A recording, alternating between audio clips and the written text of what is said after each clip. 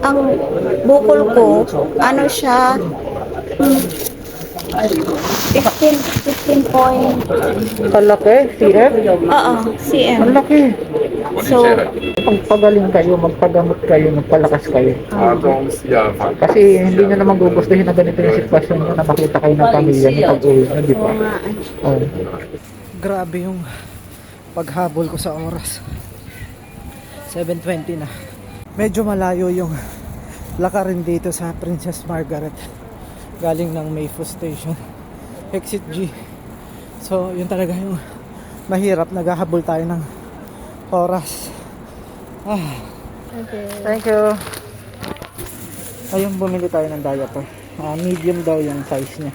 Noong Sabado ay dinala ko si Ate Cherife, ang isa nating kababayan na nagpapagaling dito sa Queen Elizabeth na may pelvic stage 4 cancer. So ano po talaga yung pinakasakit niyo? Sabi ko cancer, Cancer sa? stage 4. Kasi mayroon akong Saan daw pelvic po? mass. Mayroon akong bukol kasi dito sa baba. Sa pelvic bone niyo? Pelvic mass ang sabi nila.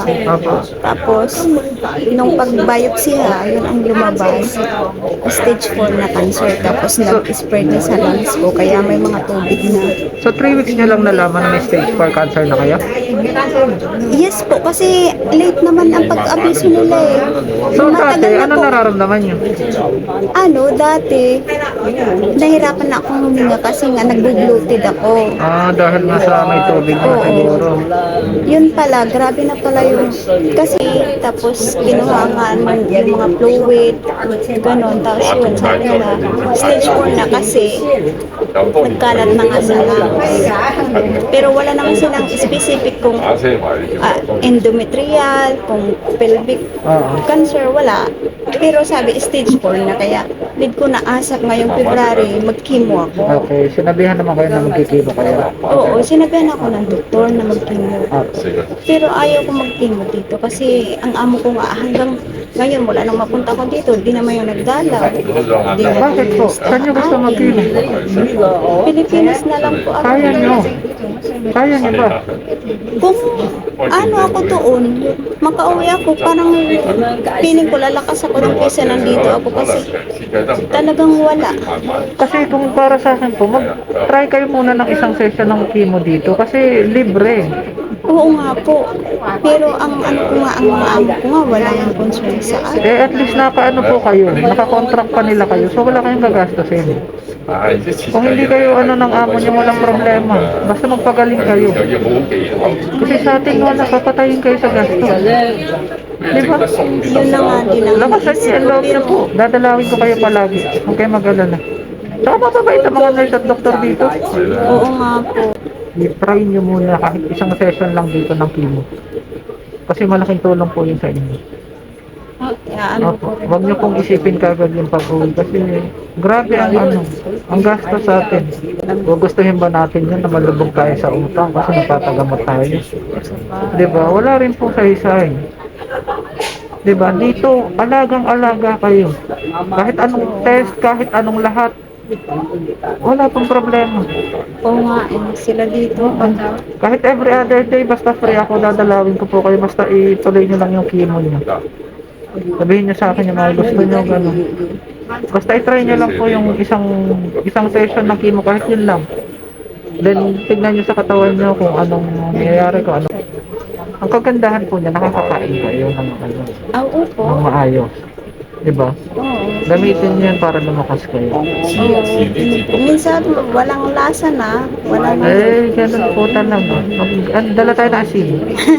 Oo, si Nanay Myla na dinadadaw ko may asin. Totoo. Pwede mag-ano ng asin. Nakalagay sa maliit na ganun. Oo, padala nga ako. Kasi syempre wala talagang lasa. Hindi Wala nila anuhan talaga, yan. Paano ko makakakain yan? Nahihirapan ako. Gusto mo ng asin at paminta, ilagay mo dyan. Opo. Salamat. Sorry. Okay lang. 30 minutes lang ang tagal ko. I did my best. Okay lang po. Super Maraming pawis maraming talaga ako. salamat nga po kasi na ano niyo ako, nadalaw niyo ako dito. Hindi ko nga ina-expect kasi sabi ng pinsan ko baka hindi ka Hindi ko sinabi sa kanya kasi baka hindi ako umabot eh. So sabi ko, diretso na lang talaga. Yun, sabi ko, oh, okay lang yun. Pero sabi nga natuwa ka daw na nag-reply ako. Oo. Sabi ko, akala ko, nung una kasi, nagsabi na siya. Sabi ko, wag na kasi baka hindi ka naman pansin.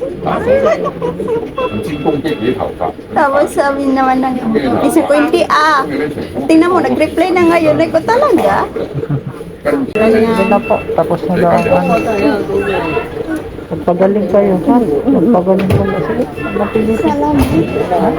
Salamat talaga. Maraming Magaling po salamat. kayo, ha? Oo. Magaling kayo. Pag-iin mo kayo dito, promise. Ha? Consider niyo yun. Mag-isipin lagi yung pag-ibig. Isipin mo palakas bago umuwi. Yun ang gabi. Kasi sa atin talagang sinasabi kung mamamatay tayo sa gasto. Alam niyo yan kung gaano kamahal sa atin ang pag-aaral. Diba? Kaya na. Kaya. Salamat. Gagaling. Pag-uwiyak ka. Bye-bye. Bye-bye. Dadalaw po ulit.